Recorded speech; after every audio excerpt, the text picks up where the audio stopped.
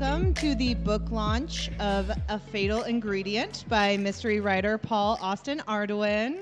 I get the pleasure of introducing Paul. I met him at Writing Group, and he's been a great inspiration to everyone. So I'm glad to be here today, and thank you to Indeed Brewing for having us. This book we are launching today is the first book in Paul's new series, Milwaukee Foodie Mysteries.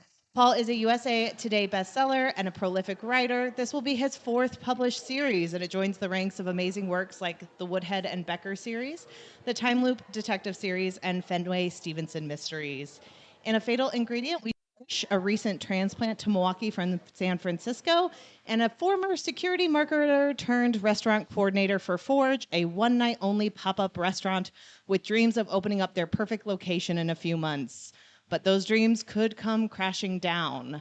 Nina is new to town and doesn't know who to trust, but she knows she needs to rely on her close college friend Tessa as much as possible, all while showing around her parents around the city after a surprise visit. This book has twists and turns. I loved reading it, and I can't wait for Paul to read you a chapter of his novel. All right. Thank you very much, Hannah. Really appreciate the intro. And thanks, everybody, for showing up. This is a great space. I love it. And actually, one of the reasons why I wanted to have my book launch here is because quite a few of my books have been partially written at Indeed. On Saturdays, we have our write-in just down the road at Anodyne, and when that's over, if I want a tasty beer, especially the pistachio cream ale, I come over here, have a beer, and write as long as I can, or until I have to get back and they kick me out. So I'm going to read from A Fatal Ingredient, one of the earlier chapters. So the scene is set. This, as Hannah introduced, this is a pop-up restaurant. Nina is the logistics coordinator, and things are just starting to get rolling. Her parents showed up for dinner, totally unexpected, to throw Nina a little bit off her game. But as service begins, we join Nina in the dining room. The entrees started to fire. Nina kept one eye on the ticket times, no issues there, and the other on the critics' table. Things were going surprisingly well.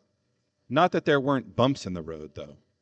After the crudo plates had been cleared, Matt Lennox beckoned Kayla over to table 13 and asked a question about the wine pairing, not the food. Nina pursed her lips. The pop-up didn't have a long wine list, so they didn't have a sommelier. Pike and Lennox should have known this, but Matt Lennox didn't even bother to ask Kayla to find someone else who could answer his question. This felt like a trap. Kayla knew her stuff, though. She rattled off the tasting notes with practiced ease. Yes, there was a reason the owner, Owen Blake, had picked Kayla to be Pike's server. He's fishing, Nina muttered. For what? Tessa asked, passing with a tray of empty plates. Something for the critic to ding us for, Nina said. I don't know what's up with him, but he's deliberately looking for something to complain about. She narrowed her eyes. But he does like the food. A lot. He likes the flavors. He likes the presentation. He's even starting to like Kayla. So what's he going to criticize us for? Being pretentious?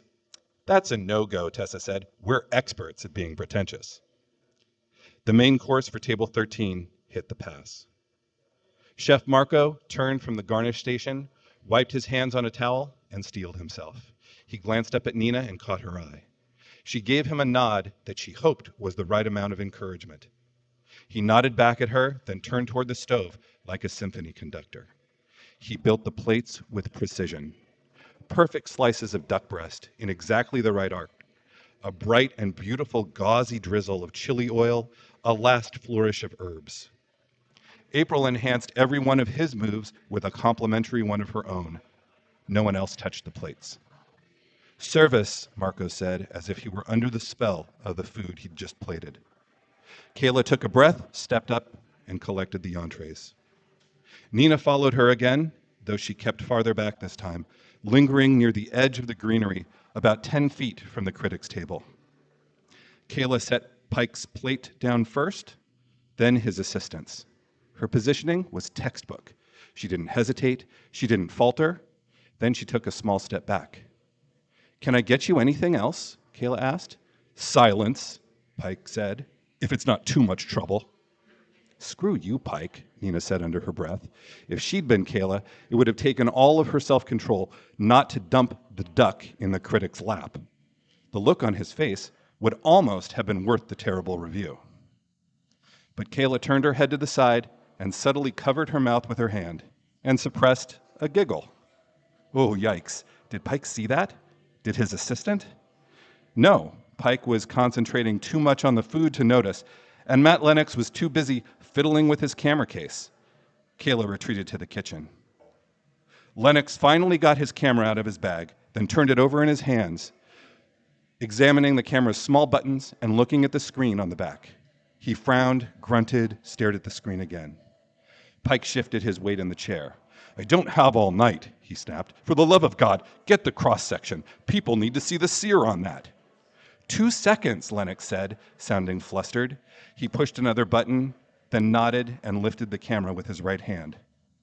Then Nina caught a flash of motion, a hand dipping toward the edge of Pike's plate as the critic angled it for the camera, a quick, practiced movement, small enough to disappear inside the choreography of positioning and photography.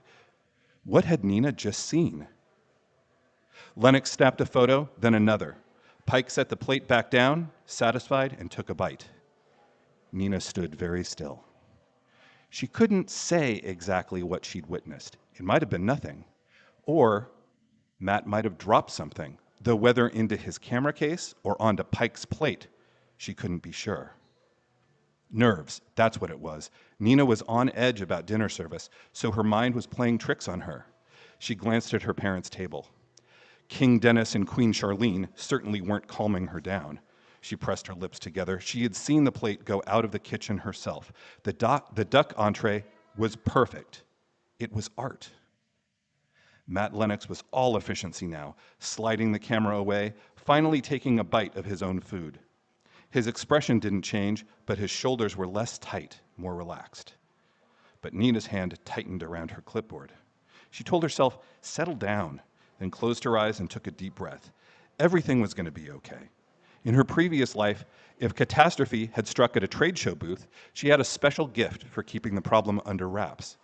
And this was one food critic, not hundreds of trade show attendees. She could do this. Nina opened her eyes. Pike nodded. Oh, was that a grunt of satisfaction? And set his fork down.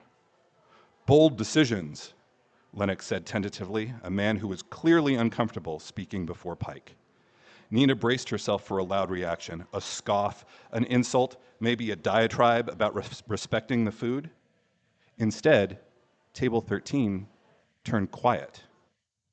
Not the lean-in silence when someone says something insightful or life-changing. No. This was the unexpected silence after an insensitive comment when everyone wonders how soon they can leave without making a scene. From the corner of her eye, Nina saw Pike put his hands palms down on the table. His shoulders shifted forward subtly, then a second time, tighter. Had he gotten a taste of something he disliked? Was he about to spit his last bite onto the table? Nina turned her head, slow enough that she hoped it looked casual. But instead of spitting out his last bite, Pike shot his right hand to his throat. Oh, here we go, Nina thought. He's got acid reflux, but instead of popping it on acid and getting on with it, he's making a scene so he can destroy us in his blog. But then, Pike sucked in a breath, and a second breath, but this one didn't seem to make it very far. His face began to drain of color, leaving a grayish undertone. His eyes bulged. Nina, Tessa murmured at her shoulder. I see it, Nina said, taking a few tentative steps forward. Pike tried to say something, but it came out as a rasp. His chair scraped back an inch. His assistant was already up, hand on Pike's shoulder.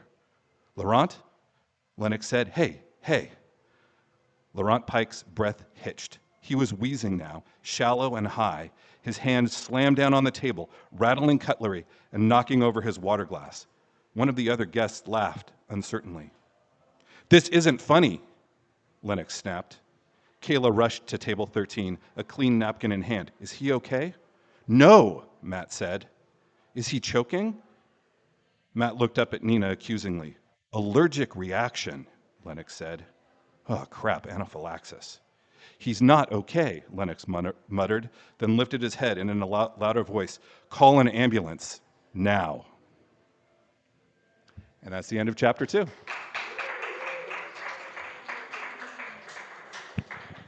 And so starts the mystery of what happened to Pike. Yes.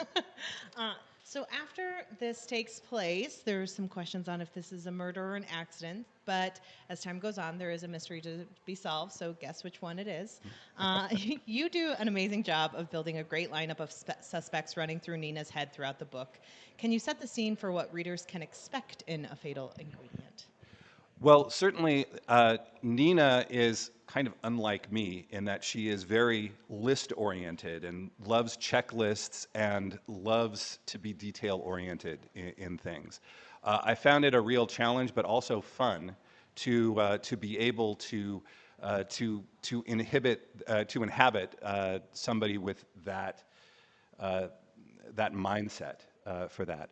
So Nina is very careful in how she approaches the investigation. And the police don't have the timeline that the restaurant does. You know, when a food critic has that kind of reaction and dies at one's restaurant, you don't have a lot of time before the public, well, nature abhors a vacuum, right? So the public is going to think something's wrong with the restaurant, et cetera, et cetera. So it's really important to Nina that the truth be found and that it gets out into the public, into the Milwaukee public, before the restaurant goes belly up. So that's really important to her, and she therefore kind of puts the accelerator on the investigation in a way that the police just aren't not. They are able to, but they don't because it's not prioritized.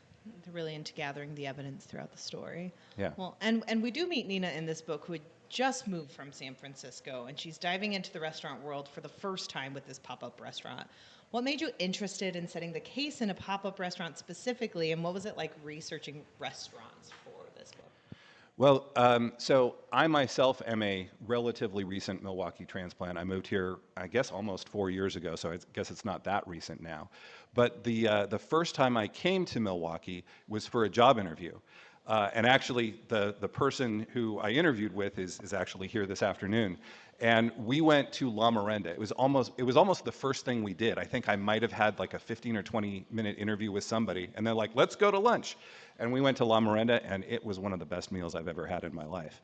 I talk about the veggie empanadas at La Marende in this book, but thus began my love affair with Milwaukee restaurants. I loved La Marende. I loved Bavette, rest in peace. I loved Heirloom Milwaukee is one of our favorites, and there's a whole restaurant culture here that I didn't get in the last city that I lived in, and so that started my love affair with restaurants in this city, and then it also. What was was the rest of the question? Why a pop-up restaurant specifically? Oh, so one of the restaurants that I fell in love with was Dan, and Dan Jacobs and his partner run the restaurant there. They opened a second restaurant called EsterEV, and that was fantastic. My wife and I ate there on New Year's Eve. But I think it was last May, they had a pipe in the apartment above the restaurant burst, and it flooded the restaurant, and they couldn't open for 4 months or something like that. So in order to make sure their servers got tips and stuff like that, they did a series of pop-up restaurants all around not only Milwaukee, but out in Madison, down in Chicago, and just about everywhere in between. And that whole concept of a pop-up restaurant is, that's how it got my attention first.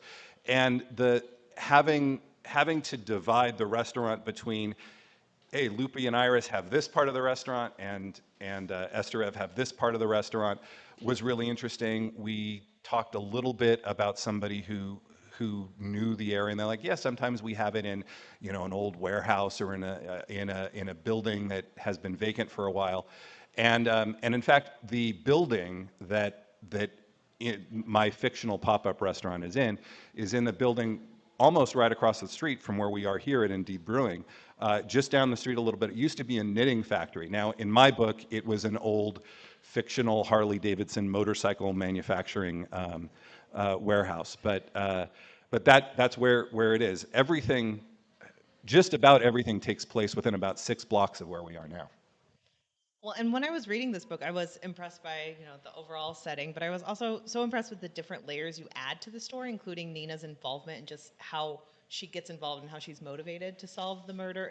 All made perfect sense. It's also perfect because you built a character who is trying to solve a mystery and she has zero poker face. Yeah. Can you tell us a little bit more about Nina as a character and how you developed her specifically? Yeah, well, one of the things is that I wanted to give her some very different characteristics from me, but there's also a little bit of self-insertion here. I don't have a poker face either. And I think it's really interesting when you're trying to hide something on your face and you know you can't do it.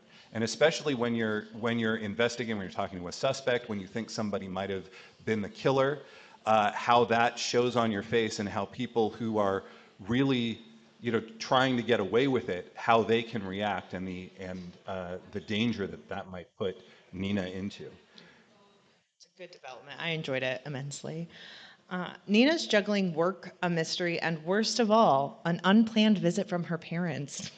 Why did you add the shuffle of two very nosy parents to the book? So when my first couple of drafts of this book, as you can tell from my previous answers, I really love the Milwaukee restaurant world. I love the Milwaukee food culture and everything like that. And I think my first couple of drafts were a little bit too love lettery to the Milwaukee food culture. And because of that, people weren't really getting a good sense of Nina. Yes, she had just lost her job in the Bay Area. Yes, she had just broken up with her long-term boyfriend. But those aren't really personality traits. And having the idea popped into my head of having her parents show up unexpectedly. And she loves them, but they annoy her, especially when she's got so much going on.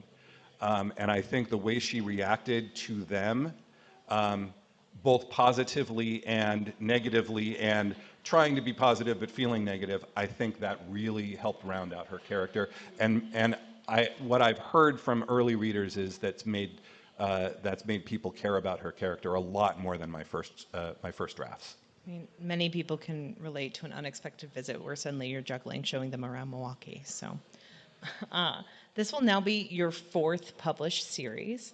Was there something you struggled with when writing this book specifically that you weren't expecting, especially compared to your other works?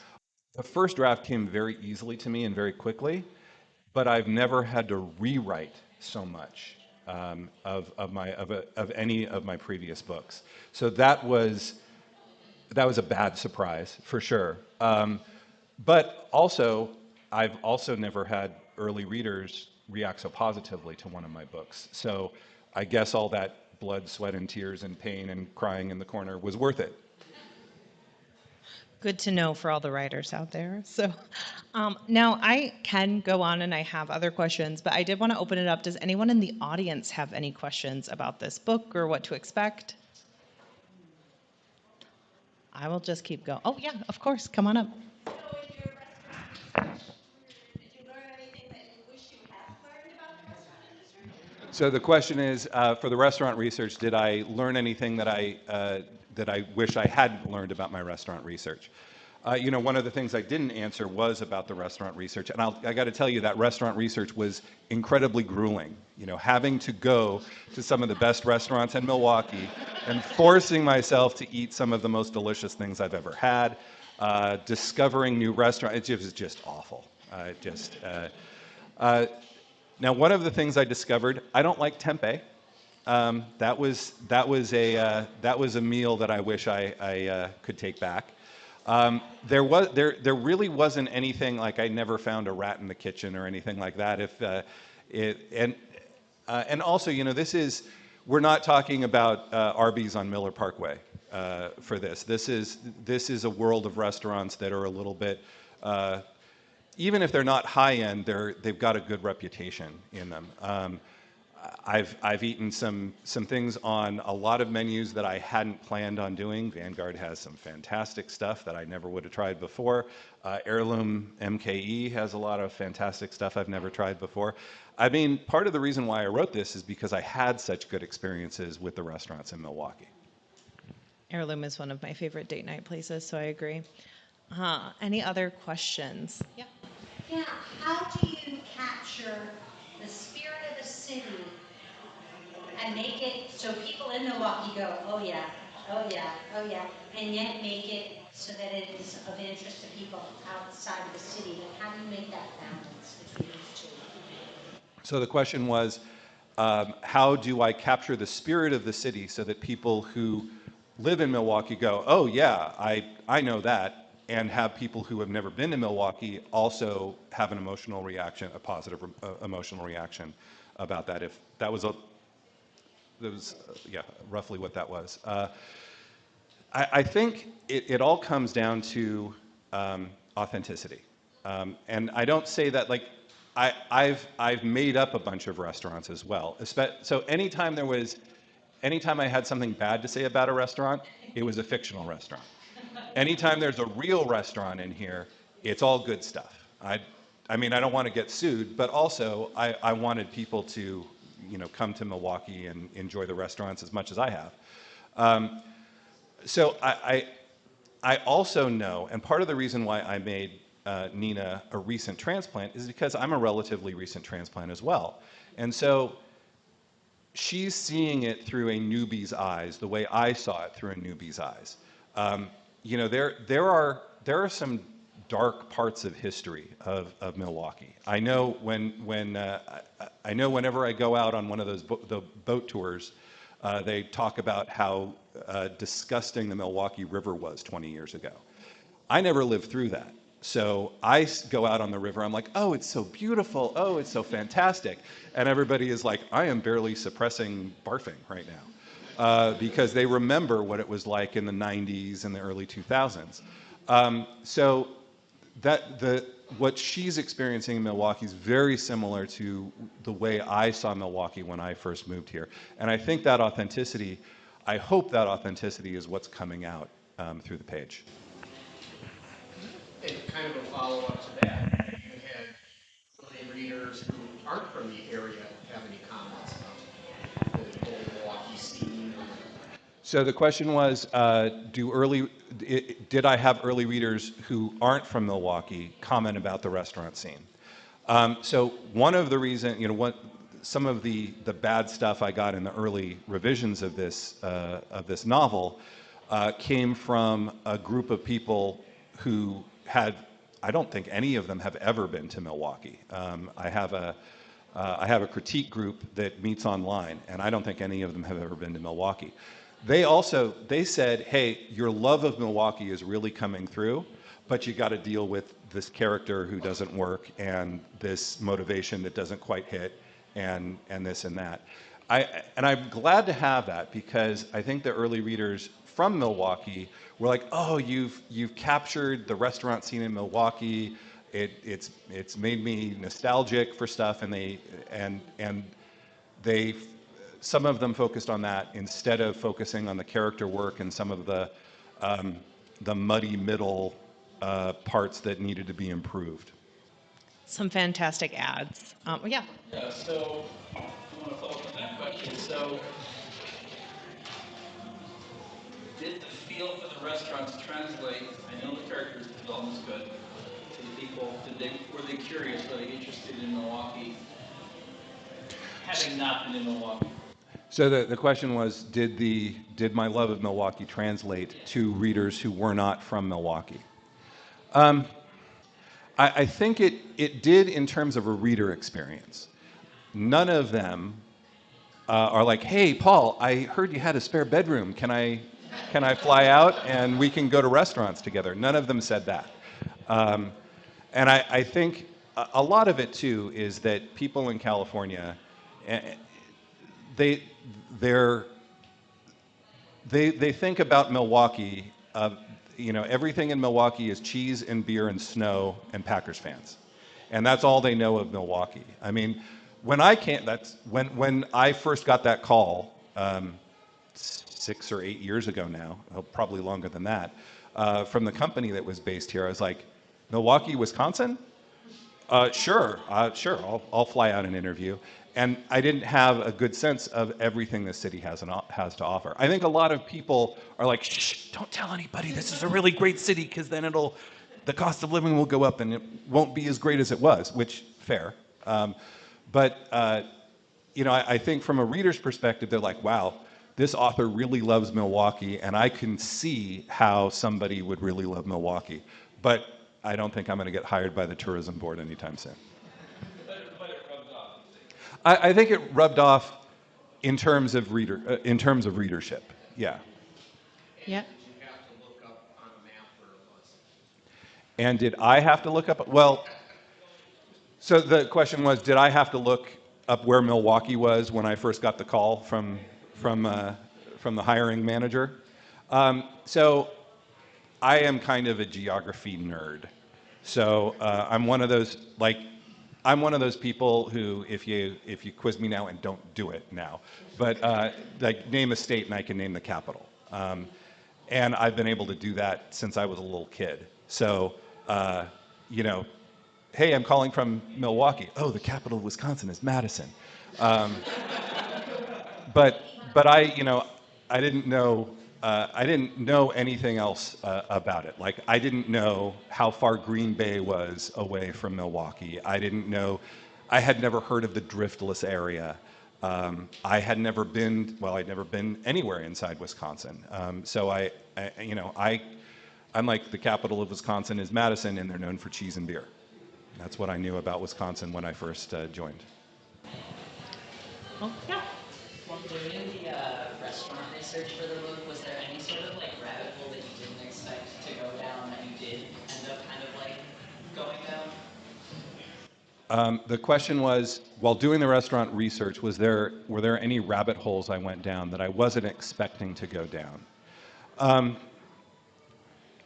think there were. I think some of the history of Milwaukee. Not necessarily, like, I was doing some restaurant research, but it really got me to think that Milwaukee is much more interesting and multifaceted than I had ever realized it was. And across the street from Dan, there is some business that had the history of Milwaukee posted on the windows. And one day while walking by, I might have been walking back from Summerfest to my car or something like that, I spent like 20 minutes reading the history, and that's how I found out about the Milwaukee Bridge War of, was it 1835 or something like that, and how Kilbourne and Solomon Juneau totally hated each other and burned all the bridges that crossed the Milwaukee River, and Walker was like, I don't have anything to do with this. And I found all that really fascinating. I had a couple of pages in my first version where Nina totally was like, here's what I've discovered about Milwaukee, and went for like 2 pages, and I read it, and I'm like, this doesn't have anything to do with the story. So they say as a writer you have to kill your darlings. Well, that was a darling passage that I had to delete. Okay, just one more question. Yeah. John Gurda. Did you read any John Gurda? The question was, have I read any John Gurda? And I don't even know who that is. Okay. Milwaukee historian, if you want to continue to write about Milwaukee, the #1 historian, accessible, wonderful books. All right. You So learn everything from the Native Americans on up. that's an excellent recommendation. I do, as you can probably guess, plan to write a lot more in this series. So I will read John Gurda, Gurda, a historian who is, all right. And it seems like almost everybody in the room is like, you've never read John Gurda before? So No, don't worry. I'm sitting here like, oh, that's a good grab. That sounds so There we go. fascinating. Thank you. See, and I've been here almost 4 years, but there's still a lot I don't know. And there's still a lot of restaurants I haven't been to. So I haven't been to Three Brothers yet. So that's definitely on my research restaurant list for the next book. Well, that's why you named it the Foodie series, because you get to keep trying new restaurants. Yes. Yeah. Yes, and taking it off on my taxes. You had another question? I was just saying, Oh, okay. Oh, perfect. Any other questions while we're here? Well, I have a couple more, and we have a little bit more time.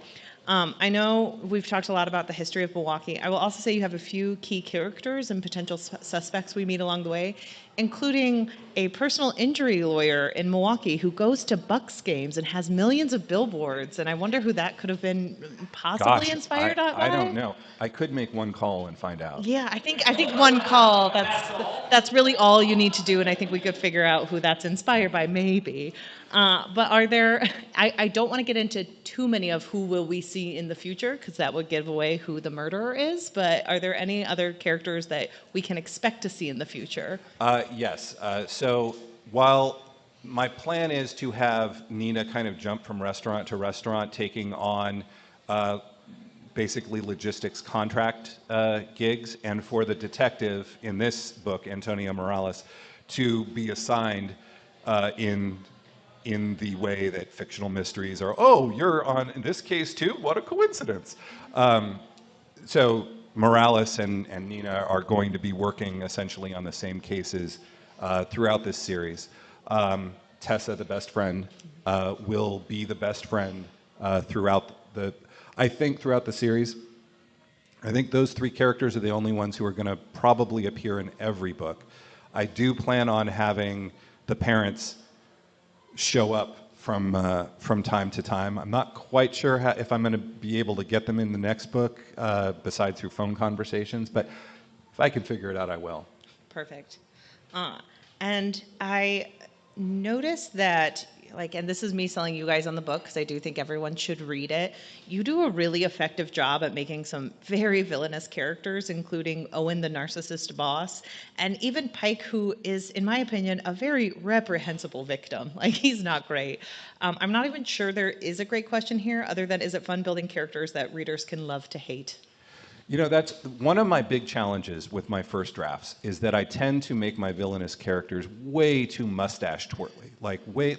They don't have any redeeming qualities at all. And I think when you have somebody who isn't on the page besides the first 2 or 3 chapters, like Pike is, like Laurent Pike, you can make it more mustache twirly, because he doesn't really have to be a 3-dimensional rounded character, and you can be okay with the fact that he's dead. But for, there are some books where I've made the murderer really just, tying the fair maiden to the railroad track, sort of evil. And I've had to go way back on that. Villains are much more interesting when they have some redeeming qualities. And I'm rewatching a show right now in which a lot of the murderers, man, you can really feel for them, why they chose to kill when and who they did. It's really powerful when that happens. There's a real emotional connection there, as opposed to somebody who is just dastardly Dan, and good. I'm glad he was caught. And if there's no emotional connection there, it doesn't really resonate with the reader. I think in media that's called the good for her trope, where it's like, oh, they're a murderer, but good for her. Yeah. Well, in closing question, really, before we get through some brass tacks, but now I know this is the first book in the series, and it's the launch of it, but do you have any ideas or sneak peeks for us for the future of this series? So this is set in early to mid-November. One of the concerns is the restaurant going to open in time for Black Friday? That means, chronologically, the next book is going to be right around the holiday season. So it's going to be set at a New Year's Eve party. So at least that's the plan right now. I've got the first 2 chapters written. We'll see if it takes a big left turn by chapter 5, and I'm like, oh, it's going to be a 4th of July party, which, that sort of thing has happened to me from time to time. I think you'll, as I said, you'll see some of these recurring characters again, and I think, in amateur sleuth books, there is often a romance that happens between the main character and the detective. You probably won't be surprised to find that there may be a budding romance there. I don't think it's a spoiler for anybody. No, he's pretty hunky, and they have met before. So, well, thank you. I know everyone can get your book here today, so please do. But can you tell our listeners for the podcast or anyone who is interested looking forward where they can find you and your works? Absolutely. So my website is myname.com, Paul Austin Ardoin. You can find my ebooks and my audiobooks, including A Fatal Ingredient, on audio at that website. I take all major credit cards. You can also find my books on Amazon, Barnes & Noble, Kobo, Google, Google Play, Apple Books, and a whole bunch of other e-retailers.